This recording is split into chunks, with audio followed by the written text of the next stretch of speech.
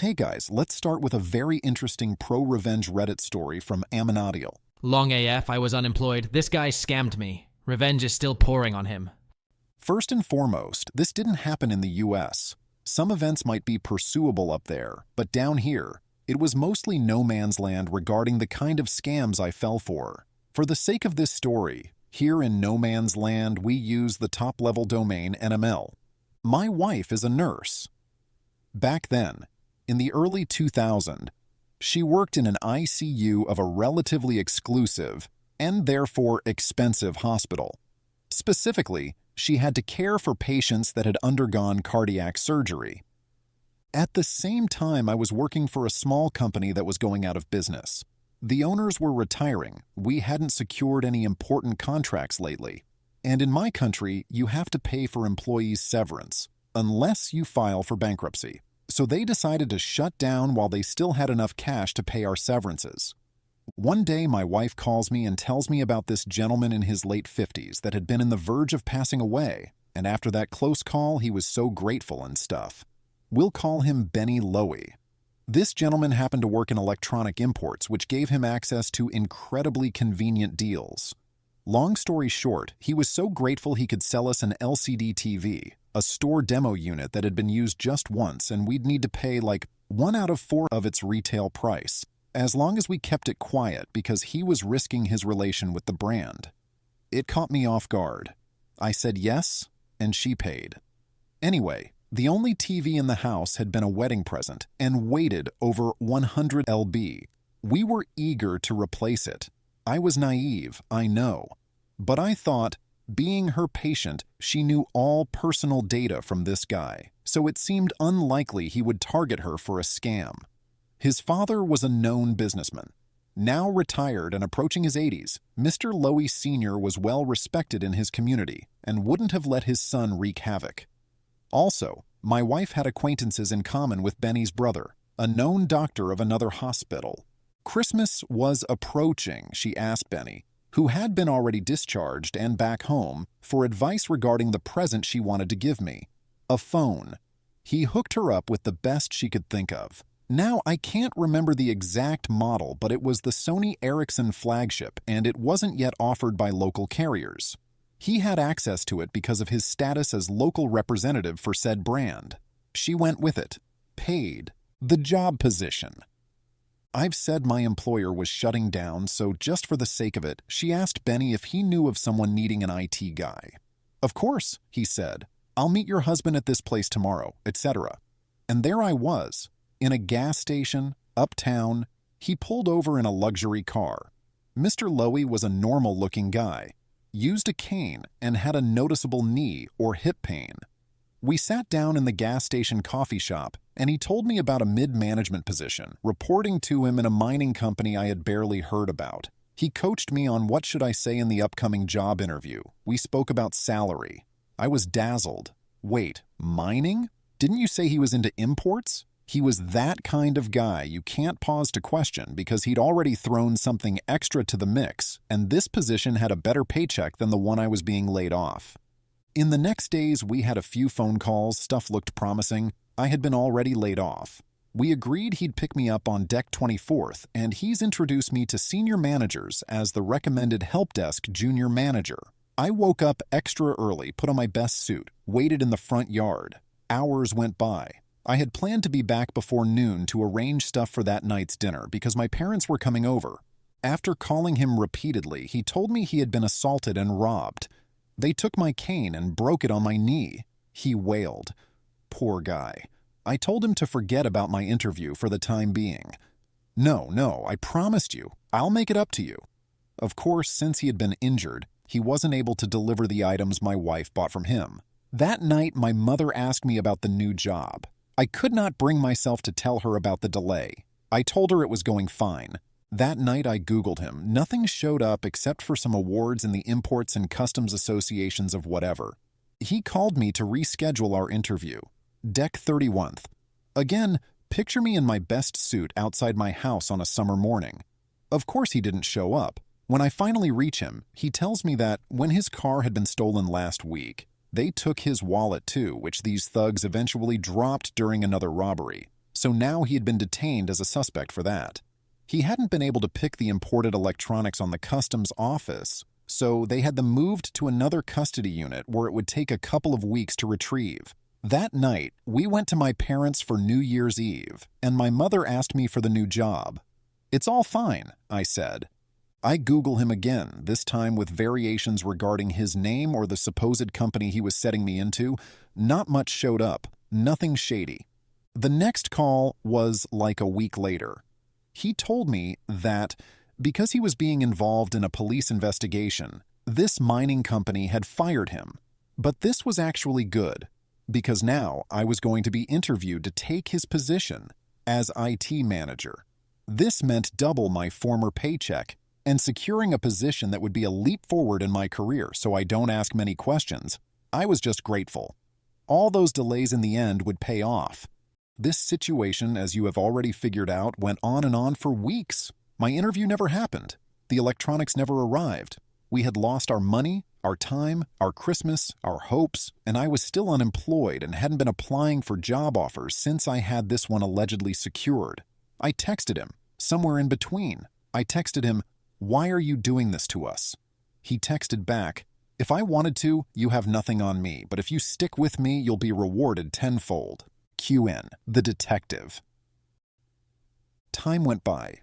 Eventually, my wife overhears from a coworker about this patient in another hospital she was working at. Some nurses do work part-time at other hospitals. She had fell for it too, but her husband was a detective. So a few hours later, we were filling him in the details of the scam we fell for. Asking around, he found a third nurse scammed by this guy. Soon enough, he was detained, this time for real, and admitted to have been scamming people due to an impromptu invented mild dementia. This detective talks him into an off-court deal in which he gave us back every cent, but not my time nor hopes, in exchange for us not pursuing any legal action. This was a decent deal, because us, having failed to make a written agreement on any of these purchases, had at most a weak claim to our money. BTW, the money with which he paid us, he had to borrow from this father and some from his brother, the doctor. Remember, this didn't happen in the US? This agreement is actually completely legal down here. So I made a blog. This part I rewrote to clarify events and consequences on our legal system. I couldn't go for any further legal action, but there wasn't a non-disclosure agreement whatsoever. And I thought, what could prevent other people falling into this scammer's lies? Well, perhaps some Google results. I was in a unique position to tell my story without risking a legal backslash, so I created a blog on WordPress.com. Think something like Benny Lowy, thescammer.wordpress.com. It was a single post in third person telling my story. The site's admin, me of course, closing words were, "Has it happened to you?" In the following days, that post's comments had a dozen stories much like mine. For each comment that deserved to be a story of its own, with due permission from its author, I turned those to a post with a brief intro, a testimony from X city. Each one eventually had comments and so on. Since civil action court filings, as opposed to criminal courts, are public in my country, you can dig into ongoing class actions and recent settlements. I found out 7 years later he tried suing the contact for WordPress, NML, our local fictional TLD, on the grounds of undermining existing past and potential activity for the plaintiff. I'd say that part is true to this day if you Google for Benny Lowy. That blog will be the first result. It has been for the last 15 years. The case, of course, was dropped, but he took it to appeals and then to Supreme Court. There is another entry filed under a different local court, promptly dismissed, and whose expedient closes with his lawyer apologizing to Automatic.com for any past or future inconvenience related to this case, and whose verdict rules Benny Lowy had to pay also for the sued party attorney's fee. There is a third suit. It was filed by his former lawyer, to whom he hadn't paid for the former civil actions. I was tempted then and there to set a post on this blog saying, "If I wanted to, you have nothing on me." However, I have never attempted to let him know who's doing this. And I feel sorry for him, but every time I consider taking the blog down, I log in again. Today I did, after 4 years. And see, he's still doing it. Those comments I turned into posts, of course. Even knowing that I'm legally covered, the fact that I haven't ever been contacted tells me he's done this to so many people we wouldn't know where to start. All of his victims or scam targets are people in a vulnerable moment of their life or a rough patch. Unemployed guys, small startups looking for an angel investor, small branch salespeople pursuing a promising commission. Those who have in time reached a compensation or agreement, it's because Benny's now ancient father had to chip in. From what they say, his brother has gone no contact, but it's still the one they go to before suing. Most of commenters leave their email addresses, and I have known of a few that have teamed with each other and succeeded in legal actions. But even if they hadn't, they have a place to rant, and their rants are still the first result in Google if you look for them. Perhaps this is not a revenge, but it's my story. Edit for clarification so common questions aren't lost in comments. This guy's father was well respected in the Jewish community, but had by this point disowned Benny. He chipped in to bail him from jail, as did his brother, or to spare him jail when an agreement was at hand. In my case, it seems the cashier check we finally cashed in was in the name of his father. I'm not sure, but it's not like old Mr. Louie involved himself in any conflict his son would come to. I made a blog and intro article saying, "This is a place where victims of Benny Lowy can leave their testimony." And mine was the first, and by then, the only post. It was a story told from the point of view of a random visitor that happened to cross Benny Lowy in the past. Things would only catch momentum when comments to this post told just what you'd think. He had a long streak of doing the same, in different variations. I contacted authors, requested for permission to promote their comments to posts, Ctrl+C, Ctrl+V, preceded with a brief intro like, Juan, one of our readers, wanted to share his story. Just to mention one of Lowy's scams that took place after mine, now this blog tells, for example, about the way he lied his way up to being hired as chief academic officer for the IT engineering career in a small but prestigious university. In that position, according to testimonies, he pulled of two big scams. One, he's acquired expensive equipments, think Silicon Graphics mainframes, acting on that university behalf. Those rigs never ever came to the school. Besides, you don't need such a machine to learn Pascal. Eventually, when providers expected for the invoices to be paid, the first units weren't even disputed by that university thin verification layers. But as those invoices kept coming, things blew off. Additionally, he had been charging his students an average USD 100 fee to set them up for some kind of training, either in Windows usage or Office usage and the likes, that turned out to be free programs sponsored by our local government. Of course, one fine day we left without a trace. 2, in that position, he then contacted an old childhood friend, just to ask how he was, if there was anything he needed help for. This guy was in a rough patch, divorced, living from his savings, and struggling to pay for his son's oncoming year college money. Hey, this kid wanted to be in the IT field. So, of course, this time the scam was a never-ending and convoluted way to make his son slip through the university tuition benefits programs so he would get a full paid scholarship. Rest assured, given how costly tuition can be, this guy had to give Louis money to pay for documents to be put on top of the pile, or if something was missing, to make it pass unnoticed.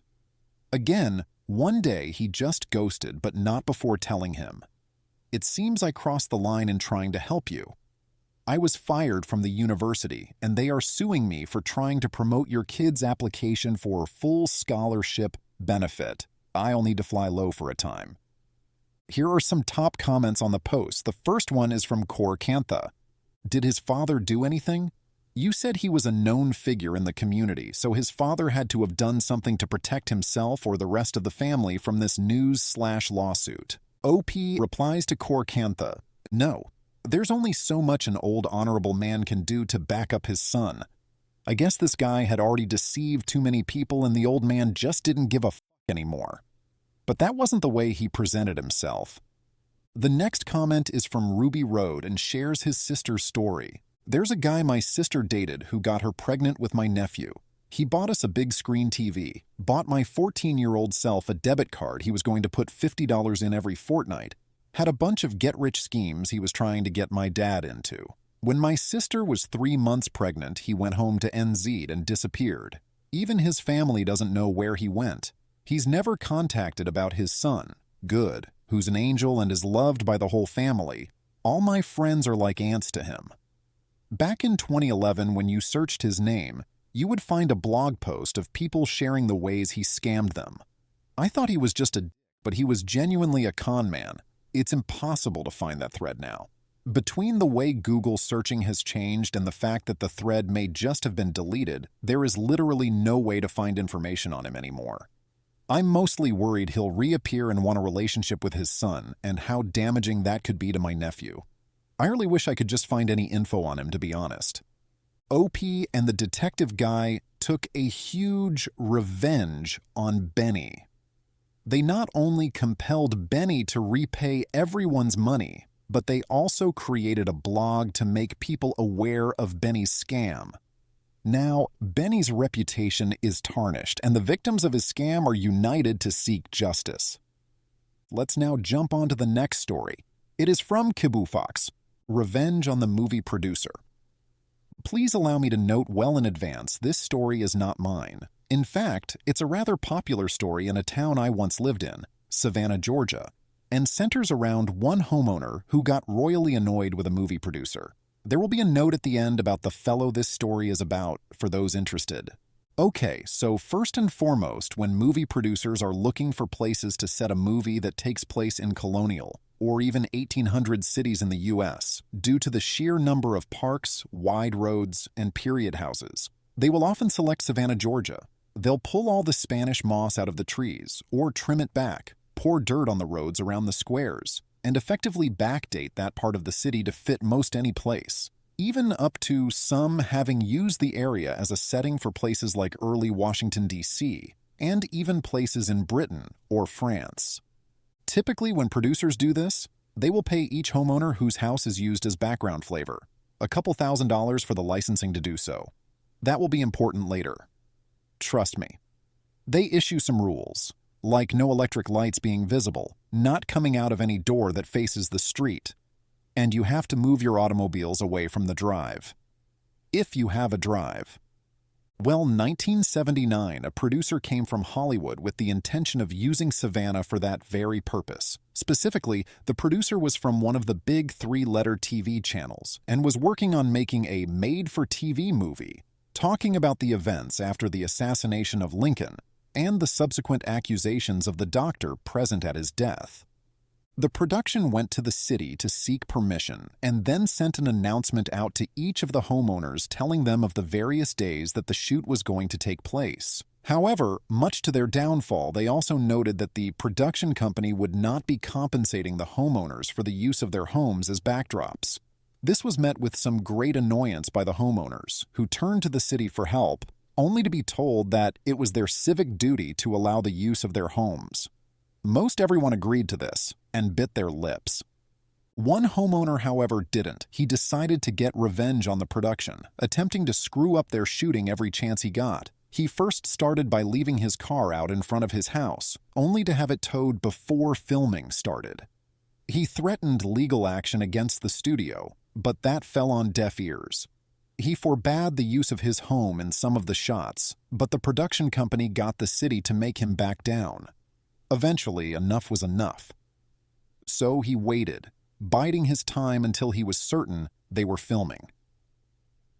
When the day came that his house was being used as a background shot, the homeowner grabbed a massive Nazi flag and hung it out front of the house out of one of the top windows. The production company balked. They knew that this ruined any shot they'd used there, and what's more, they started to question just when he'd put the flag up. Was it just the one day, or had all the previous shots, some which showed the house from across the square, been ruined as well? They turned to the city for help, and the city just basically shrugged, saying that it was his First Amendment right to do that, and implied that, had the production company paid the homeowners, as had always been done before, then this probably wouldn't have happened. In the end, the production company had to end shooting and go to the homeowner begging for him to remove the offending flag. He did eventually do so, but only after his lawyer got a contract in writing that required the production company to pay all the homeowners for having their homes in the shot. The flag came down, and shooting wrapped in less than a day. Interestingly, it said that in the movie in question, The Ordeal of Dr. Mudd, there are several shots where you can see a bright red Nazi flag flying from one of the homes in the distance.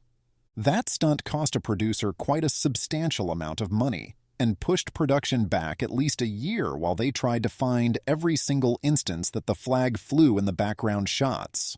This homeowner would go on to himself become very famous, though not for a good reason. Even so, he lives on among the legends of that city, both for his revenge against a movie producer and his later brush with fame.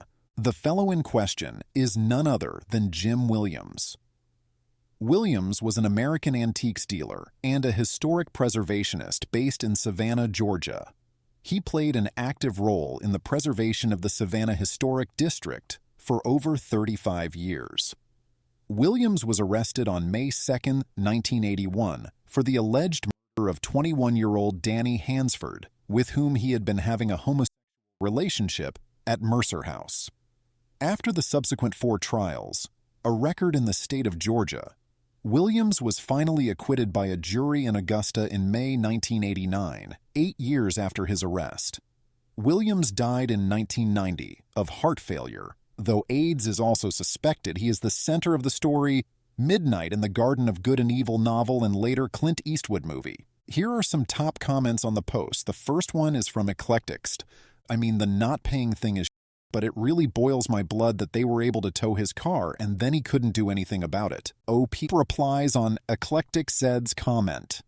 Honestly, Jim was rather open about his well, in that it was something of a secret, sure, but a secret that every person knew about. At that time, in the Deep South, homosexuality was still criminalized in many areas. And honestly, police weren't exactly inclined to help a citizen who was as open as Jim was. So if a movie producer wants a car towed and it just so happens to be the car owned by a known homosexual man, you better damn well bet the car's getting towed whether the owner likes it or not. The next comment is from OP on his own post, in which he questions some of the most common questions in comments section, to address questions that seem to be popping up more regularly than they should. 1. Why did he have that particular flag? The homeowner in question was an antiques dealer. He specialized in items of a historic value. It wasn't your cheap antiques shop either. We're talking items that even then cost thousands of dollars to buy. 2. Why is his relationship mentioned like it was in the spoiler section? Honestly, while he was very open and it was something of a known secret, at that time his relationship wasn't exactly legal in Georgia. Ultimately, he did admit to it during one of the 4 trials.